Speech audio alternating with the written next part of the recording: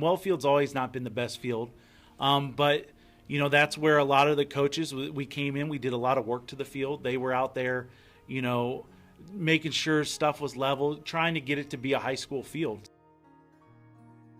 We had to, build benches inside the dugouts, and it was always so crowded. We had to have people outside the dugout sometimes because it was just not big enough for really a varsity baseball game, visitors or home.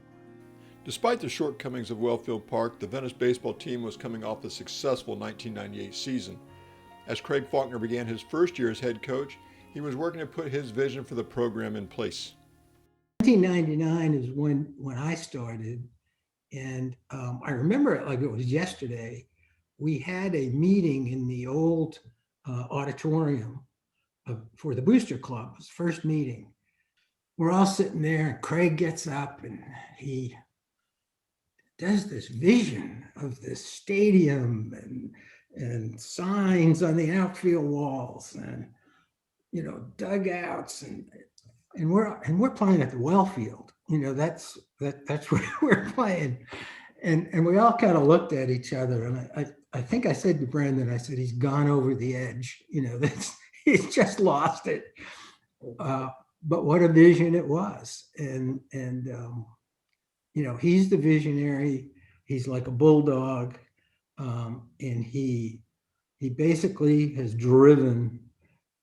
really driven to get there. And he's used all of the tools around him, be it people, contributors, whatever. And he's done it in the right way. I mean, he's made people feel like they're participating, and they are.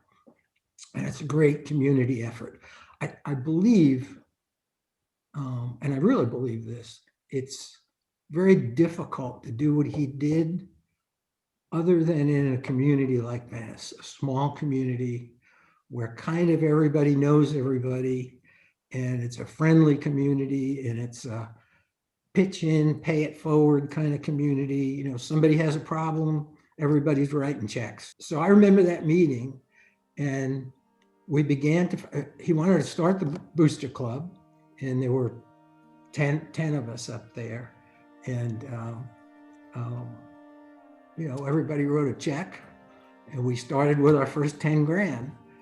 Coach Faulkner was establishing the pieces needed for a successful program in the same way that he had learned to build the foundation as a player at LSU. That takes time, and so not everything was polished in the beginning. 1999, we were still trying to figure everything out and weren't as formal in our presentation of these steps.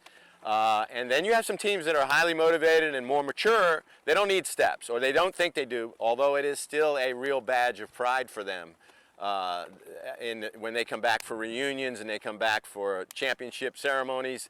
They look back fondly on their steps. So old school came beginning of the year. Coach Faulkner comes in, and he's changing a lot of how we did stuff. So the previous year, 98, one of the captains, Wes Taylor, he brought a thing from football that we use called grass drills. And so you do this kind of dance thing, and then you'd run and jump around, kind of get loosened up, what the kids do today. And so we were doing that through about halfway through the season. And so Coach Faulkner comes over, and he's like, I don't want you guys to do that anymore. We're going to do things different. And so, okay, Coach, and so we did our thing. And the team we went through, lost a couple games. We're probably tired, but we lost a couple games. And so we got ready for a district game versus Charlotte. And I brought the guys in, and I told them, I said, hey, listen, we're going to go old school tonight. We're going to bring back how we used to do things. And so we lined up, and we did the grass drills, and Coach Faulkner and the coaches were freaking out. They didn't know, like, hey, I told you not to do that. And finally, I think it might have been Coach Curcio was like, just let them do it.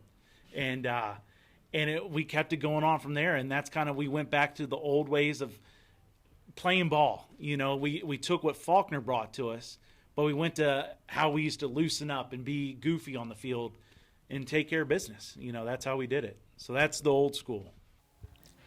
The Indian Nation has awakened. After many fine seasons under Coach Sandberg, the new chief and his tribe served notice to arch rival Sarasota. Indian skills have stepped up. The Indians win Dunedin tourney after 4 grueling days on the road, defeating 3 state-ranked opponents. Venice clinches the prestigious Dunedin Classic.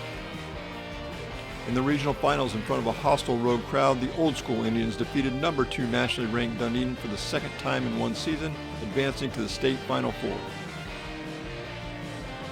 After enduring a 3-hour rain delay, Venice made its first Final Four appearance. The Venice fans matched the home team's massive crowd at Legends Field in Tampa. The emotion spilled over as this Old School bunch were victorious. In the Venice Indians' first ever trip to the state finals, the tribe fell just short of its final goal.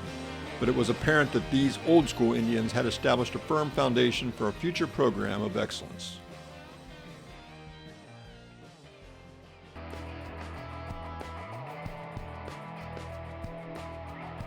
Of where we came up with a theme and the kids gravitated to it. They enjoyed the whole hold the rope story.